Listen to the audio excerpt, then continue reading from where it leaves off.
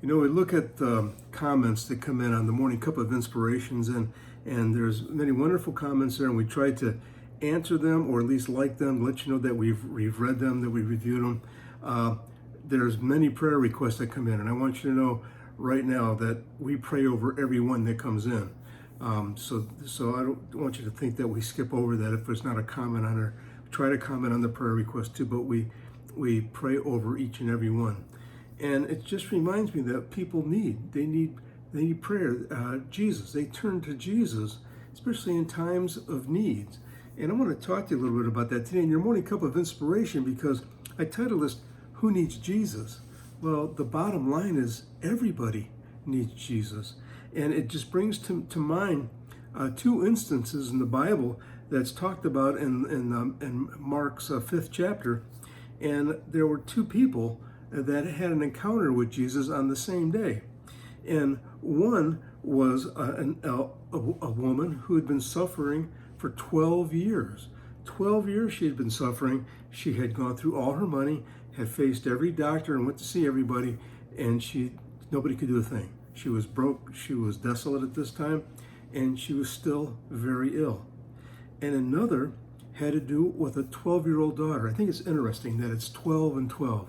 12 years that she was suffering, and 12 years that this little girl was having a great life. But suddenly, she grew ill. Now, her father was a man named Jairus, and Jairus was a leader in the local synagogue, so he was famous among the people there. I would say that he was was well-to-do. He had money, and but he ran to Jesus. He sought him out, and when I see this, I see that how much he loved his daughter, and he had nothing. There's nothing he could do. He was at his wit's end. There was nothing he could do. The same as the woman, there was nothing she could do. But they had the same experience with Jesus the same afternoon, and of course they were both healed, and that's the good news that we read and we feel good about. But better than that is that they both had an encounter with him, realizing that they needed him. They couldn't do it without Jesus. And how many times do we find ourselves in a situation where something has happened to us? It could be financially, it could be physically, it could be mentally, it could be spiritually, something that has happened to us. And of course, we dig in. We're going to take care of it. We're going to take care of it. But we get to our rope's end and we can't do it anymore. And then we turn to Jesus when he wanted us to turn to him the whole time. And he takes care of it. He gives us the comfort we need, the peace we need. He gives us the support we need. And that's what we get when we turn to him.